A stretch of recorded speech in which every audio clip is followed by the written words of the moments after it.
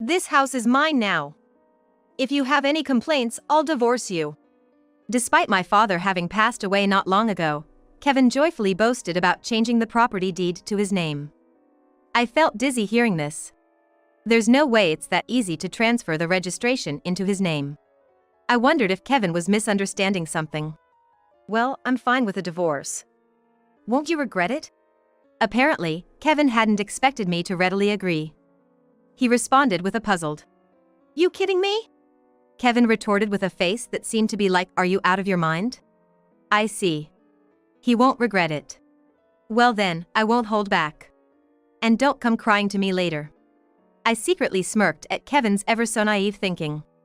My name is Rachel Anderson. I'm 35 and work as a civil servant. I have a very sincere personality, and I always felt that being a civil servant was a fitting job for me. When I got the civil service position, my parents were thrilled. That's because my father always told me to aim for a stable job. While it's hard to say if a job will always be stable, for now, I feel pretty secure in my position. There was a reason my dad emphasized a stable career. After graduating from college, my father joined a startup. Back then, he was full of enthusiasm for his upcoming career and, eager to prove himself, dove into a company with just 10 employees. However, sustaining the business was not an easy task. The company he joined went bankrupt after just 2 years. While trying to find another job, my dad couldn't find a suitable one. That's when he decided to start his own business. My father, lacking in business know-how, began managing a restaurant and steadily grew its performance. As the number of locations increased, he employed many staff, and his days revolved around store sales and profits. Most of the locations were renovated vacant homes or owned properties, so there was no rent to pay. Therefore, the more customers came, the more profit was made, and he amassed assets worth several $1,000,000 over 35 years. However, building such wealth was not without its hardships. The daily stress of managing a business took its toll on him. As the profits grew, so did the number of people attracted by the allure of money, which led to relationship troubles. There were even instances when employees embezzled money from the store. Building assets was no simple feat. Perhaps that's why he hoped that his daughter, me, wouldn't face the same hardships and would lead a comfortable life. I'm content with my job as a civil servant, a role that perfectly suits my personality. While I'm not wealthy, I lead a decent life without any hitches. I always thought a quiet life like this was ideal. I'm gonna be late tomorrow night, so don't worry about dinner for me. I can't count how many times Kevin, my husband, has said that to me. While I was doing the dishes after dinner, I dried my wet hands with a towel and turned to him, asking, "Again? Is there really that much overtime at the factory?" It's the busy season, so we're swamped. Kevin works on the production line in a semiconductor factory. He started this job right after high school, and it's been 18 years now. Every single day, he processes components on the assembly line for 8 hours. It's tough work. I couldn't do it, but Kevin says it's easier than a job that requires a lot of thinking. Right. I've heard there's a shortage of laborers lately. Must be tough. Yeah, so I might be coming home late for a while. All right. Take care, okay? Lately, Kevin's been coming home late more frequently, and sometimes he doesn't return until the next day. I doubt he's working that late, so he probably grabs a drink somewhere after work. I can't fault him for wanting to relax with a drink after a long day, but it does feel like he's doing it quite often. However, I can't bring myself to confront Kevin about it. Considering his tiring job, I'm afraid that if I ask him not to drink so much, he might get angry. Fortunately, Kevin should be paying for the drinks from his pocket money, so it wasn't that big of a deal. After seeing Kevin go into the bedroom, I stretched my shoulders. Lately, my shoulders have been tense. I've been leading different lives from Kevin, and maybe I'm so stressed out mentally that it's affecting me physically. I tell myself not to overthink it too much. I met Kevin when I was in my junior year of high school. Kevin went to a nearby school and approached me during a school event. Although I was initially hesitant when this younger guy asked for my number, Kevin was so persistent that I eventually gave in. Being known just for my seriousness, I asked him why he approached me so much. Though it's embarrassing to say, he apparently liked my appearance and vibe. I always perceived Kevin as a bit of a playboy, so I was initially very skeptical. But I soon realized he was unexpectedly loyal and my feelings for him grew stronger. Even after high school graduation and Kevin getting a job, and me going to college and started working, Kevin remained my partner. We got married when I was 27. Unfortunately, we haven't been blessed with children since then. I think it's probably too late now. But I believe that life as a couple is good enough. If I can spend the rest of my life with him, who's remained the same over the years, that'd be just fine. Kevin probably feels the same way. Amidst our busy yet serene married life, I got a call. Hello? Hello, Rachel? Oh good, are you at work right now? Yeah. What's up? I was surprised to get a call from my mother in the middle of a workday. It must be something urgent. I asked her what had happened. Something terrible. Dad has fell ill. After some tests, they said he has colon cancer. Cancer? No way! I couldn't believe my ears when I heard cancer from my mother. No one in our family had ever had cancer.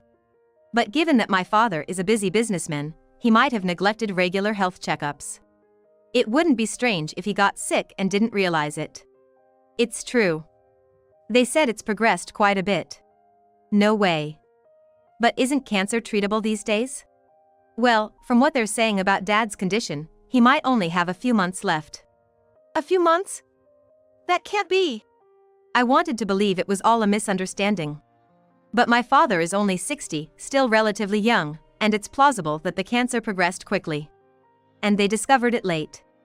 Even with advancements in medicine, it's challenging to fully cure advanced cancer. My mother explained through her tears. I get it. I'm gonna head back home for a bit. I'll let Kevin know too. Thank you, Rachel. My father has always been very important to me. There was no question I had to be there for him in this crisis. Kevin would surely understand. That day, I returned home from work, feeling out of sorts. Surprisingly, Kevin was home early. Seeing my distraught face, he called out. What's wrong? Why the long face? Kevin was sipping a beer on the sofa. I told Kevin exactly what I had heard from my mother. And I also asked him if it was okay for me to go back to my parents' house for a while. That's rough. Okay, I get it. Stay with your father. Thanks. I won't be able to make dinner for a while. That's fine. Don't worry. I've been coming home late from work lately anyway. I'll grab something outside. Okay, but you gotta make sure to eat something nutritious now and then. I know. Kevin listened more calmly than I'd expected. I started preparing for my trip home the next day with relieved. When bedtime came, as I was about to enter the room, I heard Kevin talking from his bedroom. He was on the phone with someone. I didn't intend to eavesdrop, but I stopped in my tracks when I overheard him say, "It seems he's not gonna make it much longer. You remember what we talked about before? Can we sort that out somehow? Not much longer? Is he talking about my father?" Yeah, oh, I see. Got it. Please do. I wasn't sure who he was asking for what, but at the very least, I could tell he was discussing something about my father. How could he talk like that? I've never heard Kevin speak ill of my father. It's not like they're best friends, but Kevin's not so cold-hearted as to not worry when my father's in danger. So, does Kevin not care about my father at all? Even though my father is in the advanced stages of cancer, he's still alive. Talking about my father's situation with a complete stranger? That's just wrong. That was the first time I ever felt suspicious of Kevin. After that, my doubts about Kevin never faded. Kevin was like take care, cheerfully bid me goodbye when I was about to head to my parents' home. Yet, I couldn't shake off what I heard Kevin discussing over the phone. Kevin is up to something. The only thing involving my father that comes to mind is money. I haven't told Kevin about the extent of my father's assets. I always thought discussing money might cause some troubles. It's something we could discuss if and when inheritance becomes an issue. But now's not the time. It's not like I was hiding it, but I never felt the need to bring it up. But what if Kevin knows about my father's assets? What if Kevin's after that money? No, I've got to stop overthinking. Pushing away those negative thoughts, I took care of my father and enjoyed our small talks. Thank you, Rachel. And you, Mom. I'm a lucky man. Don't be so formal.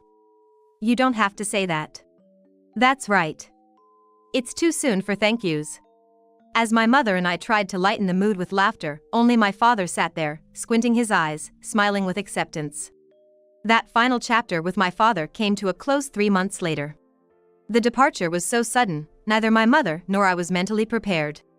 Even during the funeral, I was spaced out, unable to come to terms with the fact that my father was no longer with us. On the other hand, Kevin seemed lively, like a fish in water, and I couldn't help but feel suspicious. My heart finally settled down about a week after the funeral. I was drinking alone in the living room when Kevin came in. "Glad that hassle is over," he said, crossing his arms behind his head and looking at me coldly. "Hassle? Yeah, I was hoping my father-in-law would kick the bucket sooner, but when he did, all this funeral stuff was a real pain." "Hey! You can't talk like that. A person died, and that person was my dad. How can you say something like that?" Taken aback by Kevin's unbelievable words, I leaned in and snapped back. I knew it. Kevin had been hoping for my father's early passing. I remembered him talking about my father on the phone with someone before. What on earth is Kevin's motive? "So, when do we get the inheritance? I heard that your family is super rich, and there's a lot of inheritance, right?" It was then that I realized Kevin's intention. I never imagined that Kevin was after my father's assets. After all, I had never discussed my family's finances with Kevin. But, it seemed Kevin noticed that my dad had considerable assets. "You look surprised." Of course, I knew. My family was always dirt poor. It was a struggle just to get 3 meals a day. Compared to that, your family seemed well off and your parents traveled often. That alone made it clear to me that you folks were loaded. That's why I discussed it in advance. Discussed? With whom? Kevin nonchalantly explained how he deduced my family's financial situation, and he indeed mentioned discussing it with someone. I remembered Kevin talking on the phone in our bedroom. I wondered if by consultation he meant that time I recalled him on the phone. "I've got a friend who's a paralegal. I asked him about your dad's inheritance. We're definitely getting a good chunk of it." Seriously? The fact that he discussed my father's inheritance with a stranger, especially while my father was still alive, was unbelievable. I began to doubt whether the man standing before me was really my husband. He'll get back to me soon. So, look forward to it. With that, Kevin headed back to the bedroom. He's probably gonna contact that friend again. I was dumbfounded by Kevin's outrageous actions. I mean, who goes around investigating their wife's family's inheritance without telling them? The inheritance was a matter concerning my family, and Kevin had no business interfering. Distrustful of Kevin's actions and words, I found myself unable to speak to him. We lived in a Cold War-like silence for a while, but things took a sudden turn a month later. Putting aside the fact that Kevin talked about the inheritance, my father's assets were rightfully passed down to my mother and me. I inherited a $2 million mansion from my father, and it felt overwhelming. I don't plan to move into the inherited house right away, but it's too good a mansion to let sit empty. As I was agonizing over whether to use it as a vacation home or sell it, Kevin spoke to me after a long silence. "Hey, Rachel. How have you been?" How ironic, asking if I'm well when we live in the same place. Ignoring his comment, I picked up a nearby book. "Don't ignore me. I had the deed to the property you inherited changed to my name," he grinned. Shocked by what I heard, I looked up from the book I was about to read. "What are you talking about?" "I had it sorted with that paralegal guy I mentioned before." "You mean the registration's changed?" "Yeah, that's right." I couldn't believe it. It was outrageous that he'd done such a thing without telling me, and the guy who agreed to help him, it was out of line. "The house is mine now. If you have any complaints, let's just divorce." Despite my father's recent passing, Kevin brazenly bragged about changing the deed of the house to his name, leaving me feeling dizzy. It can't be that easy to change the registration. I thought Kevin might have gotten something wrong. I was torn about whether to confront Kevin about it. I was downright furious with him and couldn't easily forgive what he'd done. So, instead of confronting him right away, I wanted to devise a plan to get back at him. "Well, I'm fine with a divorce, but won't you regret it?" Kevin, probably not expecting me to agree so easily. He was like, "What?" in a bewildered voice. "You kidding me? Kevin replied with a look that seemed to be like, "Are you nuts?" "I see. No regrets? Well, if that's the case, I won't hold back. Just know I won't be there for him when he comes crying later." I smirked inside at Kevin's naive thinking. After that, I started investigating everything about Kevin's life. First, I took some paid time off and, while Kevin was at work, thoroughly searched his room.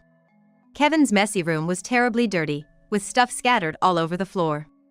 From among them, I picked up a particular item. I discreetly slipped it into my pocket. Then, I fiddled with the computer on Kevin's desk and opened his messaging app. This must be the paralegal he's been talking about. The conversation with a person named John Miller was truly terrible. It was mostly about money. And not just money, but discussing shady schemes to make illicit gains. I sighed in disbelief. It was pitiable to see Kevin getting manipulated by such a person. Afterwards, I left the room and headed to a specific location. After repeated painstaking tasks, I uncovered about Kevin's dirty dealings. The more I investigated, the more I realized I had been living with such a person, and it sent chills down my spine. Once I had finished investigating Kevin, and my feelings for him had completely cooled, I decided to proceed with our divorce. It was easy to proceed since Kevin had brought up the divorce. I just had to contact a lawyer who assists the process. After a while, our documentation were in progress, and Kevin and I were officially in divorced process. It was an unexpected end to our marriage, but after the way Kevin disrespected my father, there was no love left for him. The Kevin I once knew was gone. My investigations revealed he was a real piece of work. The house I spent with Kevin became no longer mine. Because this house was originally under Kevin's name, and he had taken out a mortgage for it. I thought it was right for me to leave here, but Kevin never came home after that day. He's probably living in the mansion I inherited. I wonder if he's enjoying life now. But who knows how long that'll last. I was very calmly thinking about Kevin's situation. And then, days later, Kevin finally appeared before me. "Rachel, we've already proceeded with the divorce, haven't we?" He asked anxiously as soon as he stepped in from the front door. I was like, why such an abrupt question, to Kevin's unexpected return and forward question. "So, we're divorcing now." Kevin raised his voice. He seems to be in a pretty tight spot. "Yes, I contacted the lawyer a few days ago. So, we're going to be strangers to each other." "What?" Despair spread across Kevin's face. Kevin was the one who asked for the divorce, so I wish he wouldn't look at me as if I'm the one at fault. "Why'd you do something so selfish?" "You're the one who said we should get divorced, right? Why the fuss now?" Faced with my reasoning, Kevin was momentarily silenced. I had an idea why Kevin was suddenly blaming the divorce on me. "Rachel, please, get back together with me. If not, I'm gonna..." Kevin sank to the floor, head bowed. With a sympathetic look, I asked, "Oh, what happened? Something wrong?" I had a pretty good idea what had happened, but I decided to play dumb and ask anyway. "Some debt collectors came to me, and I tried to call Miller. But it seems he changed his number, and he's not reading my emails. He deceived me." Miller is that so-called paralegal. Kevin's story was fragmented, but I had a rough idea of what was going on. When I had checked Kevin's room, I could deduce what he'd been up to.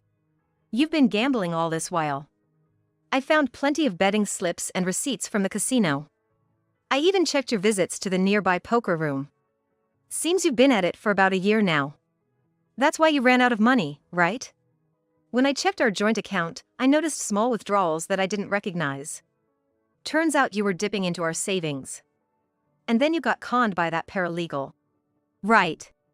Kevin, who was always careless with money, had been secretly indulging in gambling behind my back. When I noticed he was coming home late recently, I initially thought he was out drinking. But it turned out he was gambling. So, when my father passed away and discussions started about me inheriting his properties, Kevin must have seen it as an opportunity. He'd been consulting with a guy named Miller, claiming to be a legal consultant, on how he could inherit the assets himself. "What? It was my bad about gambling, but I got duped by that guy too. The mansion Rachel inherited hasn't become mine. I'm gonna go bankrupt at this rate. Don't you think that's sad? So, help me out, will ya?" He'd sometimes suggest we divorce, and other times pester me to make amends. Seeing Kevin in this pathetic state made me more bewildered than angry. Had he forgotten that he once wished for my father's death and disrespected him?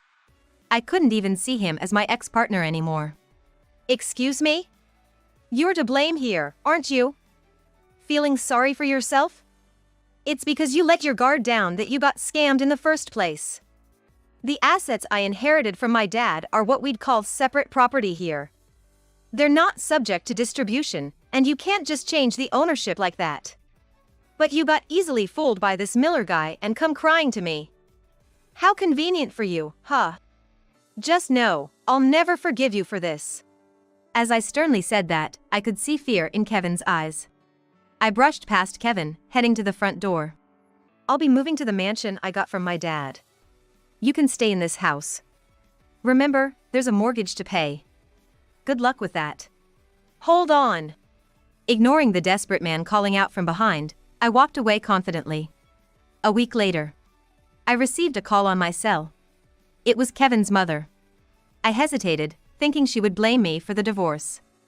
But it was the opposite. Oh, Rachel, I'm so sorry. Kevin has done something awful. I'm at a loss for how to apologize. You don't have to. No, I can't stand it. He's coming to me for help to pay his debts off. I'm just flabbergasted. I gave him a good talking that he'd better be prepared. He won't be gambling again anytime soon. It'd do him good to learn the value of money. I'll make sure he takes care of both his job and home by himself. Kevin's mother was furious with his actions and made it clear she planned to give him a hard time. I couldn't help but smirk, thinking how he'd cope. It was his punishment for disrespecting my father and trying to deceive me. I didn't feel sorry for him in the slightest. He should focus on paying those debts off. As for me, I did as I said and moved to the mansion I inherited. It came furnished, so I didn't need to buy much. I had to purchase a few personal items I'd left behind, but the thought of my new, free life excited me. The new house was really spacious, almost too grand for just one person to live in. Right now, I'm not keen on the idea of marriage, but if time passes and I happen to meet someone special again, I'd invite them over to this house. They'd probably be so surprised they might just drop their jaw. The thought of my future partner's reaction brought a smile to my face. Thank you, Dad. Grateful to my father for leaving such a wonderful estate, I embarked on my new journey.